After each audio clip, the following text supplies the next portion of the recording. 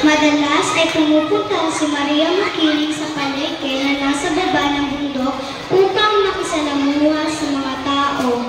Doon ay nakilala niya ang isang magsasaka. Magandang araw, Binibini. Mari ko pa malaman ang iyong pangalan. Ako nga pala si Maria Makiling. Napakagandang pangalan. Maaari ba kitang bisitahin sa iyong tahanan? Oo naman, sige, aking Ginoo. Madaling nakapalagayan ng ni Maria ang mental na magsasaka at hindi nagtagal ay tuluyang nahulog ang loob ni Maria sa lalaki. Madalas bisitahin na magsasaka si Maria sa bundok at dahil dito ay nakapagpasya. Napakasaya ng lalaki.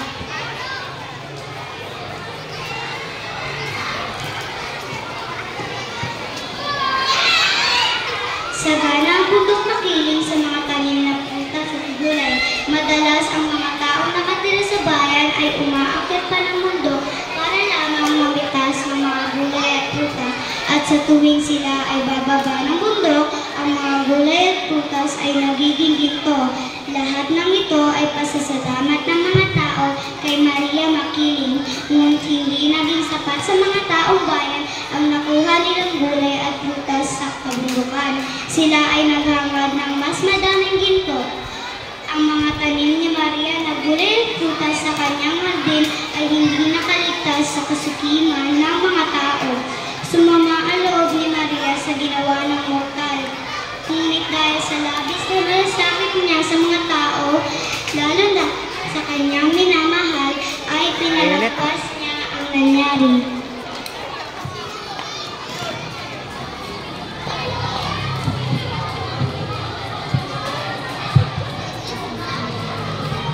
Sobrang namin ito.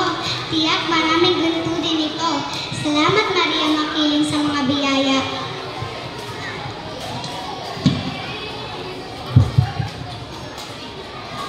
Isang araw ay may dumating sa kanila na isang hukbong opisyal. May digmaang magaganap sa parating bayan at kailangan nila ng tulong. Pinapasalin nila ang malalakas na lalaki na walang asawa upang maging parte ng kasundaluhan. Upang makaiwas sa gera, napagpasyahan ng magsasaka na pumasok sa isang kasunduang kasal.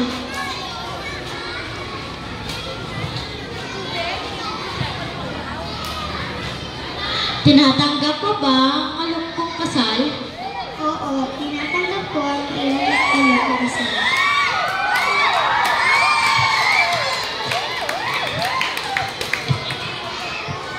Ilang araw bago ikasal ang lalaki ay binisita niya si Maria sa kabundukan. Ipinagtapat niya kay Maria na siya ay malapit ng ikasal sa isang mortal na lalaki.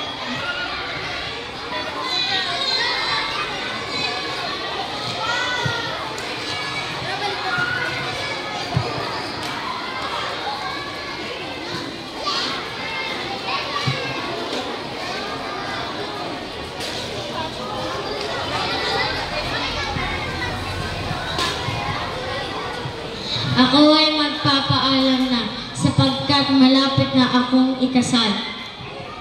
Labis na nasaktan si Maria Makiling sa ginawa ng kanyang minamahal. Umasa ako na ikay magiging tapat sa akin, ngunit tumanap ka ng pag-ibig sa kapwa mo mortal. Hindi ka nagtiwala na kaya kita protektahan maging ang iyong pamilya sa gera. Matapos na itong sabihin, biglang nawala si Maria Makiling.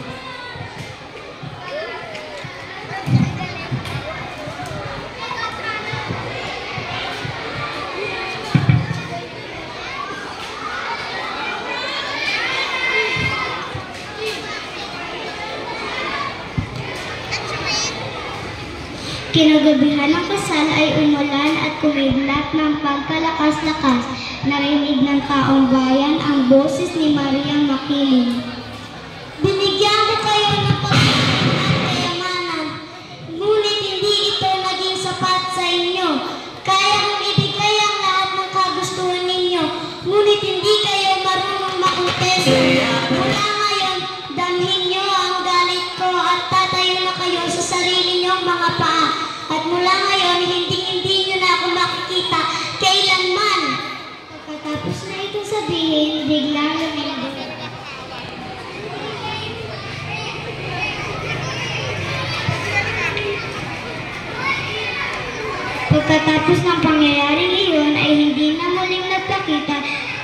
si Maria Makiling, ni ang kanyang sampling dangapa ay hindi na muling nadiskubre ng mga mortal na tao na inabuso ang kanyang kaibaitan.